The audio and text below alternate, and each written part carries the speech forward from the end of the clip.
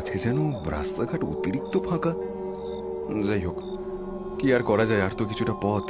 তাড়াতাড়ি পা চালালে এক্ষুনি পৌঁছে যাব। নির্জন জনমানবহীন পথে একলা চলতে চলতে অনিমেষের নাকে একটা পচা দুর্গন্ধ আসতে ওর চোখ পড়ল একটা গাছের তলায় কেউ একজন বসে আছে, তার হাতে কিছু একটা রয়েছে। এই রাত বিরেতে গাছতলায় এখন আবার কে বসে আছে? আর গন্ধটাও তো ওখান থেকে আসছে বলেই মনে হচ্ছে। ব্যাপারটা কেমন যেন লাগছে। একবার কি কাছে গিয়ে দেখবো? না থাক, আবার যদি চোর ছ্যাঁচোর হয়। গাছতলা থেকে কিছুটা দূরে দাঁড়িয়ে আপন মনে বিড়বিড় করতে লাগলো অনিমেষ। শেষে নিজের মনে উদ্রেক হওয়া কৌতূহল নিরসন করতে না পেরে এগিয়ে গেল গাছের দিকে। গাছের সামনে যেতেই সেই পচা দুর্গন্ধ আরো তীব্র হয়ে এলো। এই যে, কে আপনি? এত রাতে গাছতলায় কি করছেন? অপর প্রান্তের মানুষটির থেকে কোনো উত্তর না পেয়ে অনিমেষ পুনরায় লোকটিকে উদ্দেশ্য করে বলল, আপনি জানেন না, এই রাতের সময় গাছের নিচে বসে থাকা মোটেও ভালো নয়। আবছা আলো আধারিতে অনিমেষ দেখল লোকটার হাতে খুব সম্ভবত কোনো পাখির দেহাবশেষের টুকরো রয়েছে, আর তার থেকেই বেরিয়ে আসছে পচা দুর্গন্ধ। আর তার চারপাশে ভিড় জমিয়েছে মশা মাছির দল। অনিমেষ আরো দেখল লোকটি সেই পাখির দেহাবশেষের অংশ ছিঁড়ে ছিঁড়ে খাচ্ছে। খেতে খেতে লোকটি অনিমেষকে বলল,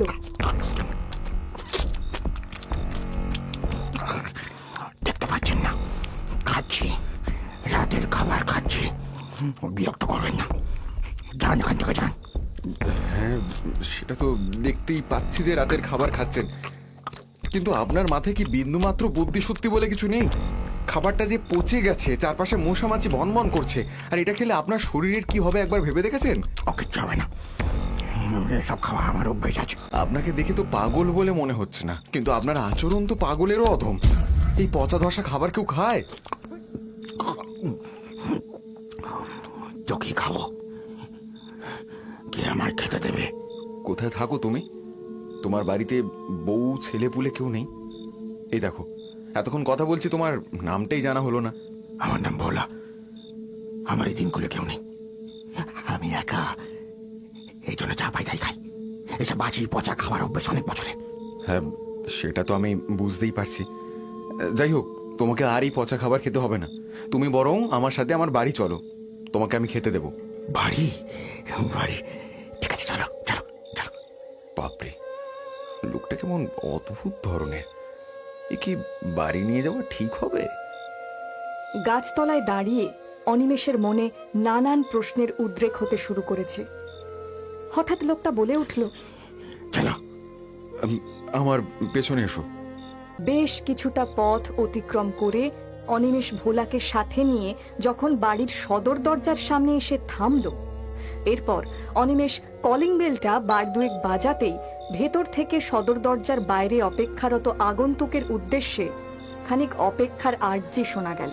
আরে আসছি আসছি। দরজার ওপাশে দাঁড়িয়ে অনিমেষ এক মুহূর্তের জন্য পাশ ফিরে চোরা চোখে তাকালেন সেই আগন্তুক লোকটির দিকে। লোকটা তখনও অদ্ভুতভাবে মাথা নামিয়ে দাঁড়িয়ে আছে।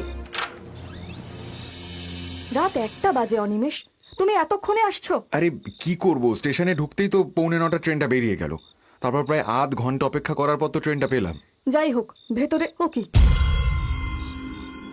তোমার পেছনে উনি কে? আরে মানুষই, বলছি বলছি সব কথাই বলছি, আগে ভেতরে চলো। এই যে তুমি একটু বাইরে অপেক্ষা করো, আমি এক্ষুনি আসছি। আচ্ছা বাবু। এত রাতে একটা অচেনা মানুষকে সঙ্গে করে নিয়ে এলে তুমি? তোমার কি সব বুদ্ধি শুদ্ধি গেছে নাকি? আরে এরকম ভাবে বলছো কেন? লোকটাকে রাস্তা থেকে পেলাম। তোমাকে যে আমি কি বলবো আমি সত্যি বুঝে উঠতে পারি না। কার মনে কি আছে বলতে পারে কেউ? একে দিনকাল খারাপ, আমি একা মেয়ে মানুষ বাড়িতে। আমি সবটাই বুঝতে পারছি মানুষে, কিন্তু লোকটাকে দেখে যে মায়া হলো, তাই বলে দুম করে একটা অচেনা লোককে বাড়িতে নিয়ে চলে আসবে তুমি? ও ঠিক আছে, একটা রাতেরই তো ব্যাপার। যাই হোক, খাবার দাবার যা আছে দাও। শুধু তোমার মতন ভাত হাঁড়িতে ঢাকা দেওয়া আছে, আর বাটিতে তরকারি রয়েছে। ঠিক আছে, তুমি ওটা ওই লোকটাকে দিয়ে দাও। খাবারটা যদি লোকটাকে দিয়ে দিই তাহলে তুমি কি খাবে রাতে? উপোস দেবে? আরে ছাড়ো না, আমি না হয় ওই জল বাতাসা খেয়ে ঘুমিয়ে পড়বো। তাছাড়া মানুষকে খাওয়ালে ঈশ্বর খুশি হয়, বুঝলে গিন্নি? আমার আর বুঝে কাজ নেই, যা ভালো মনে হয় তাই করো। তুমি এখন বসে বসে অতিথি আপ্যায়ন করো, আমি চললাম। বাবা, এত তাড়াতাড়ি খাওয়াও হয়ে গেল? হ্যাঁ বাবু, হয়ে গেল। আমি তাহলে যাই। যাই মানে কি, কটা বাজে দেখোছো? এই রাত বিরেতে কোথায় যাবে? আজ আর যেতে হবে না, আমি একটা চাদর এনে দিচ্ছি, ওটা মুড়ি দিয়ে এখানেই শুয়ে পড়ো, কাল সকালে বরং যেও। ঠিক আছে বাবু।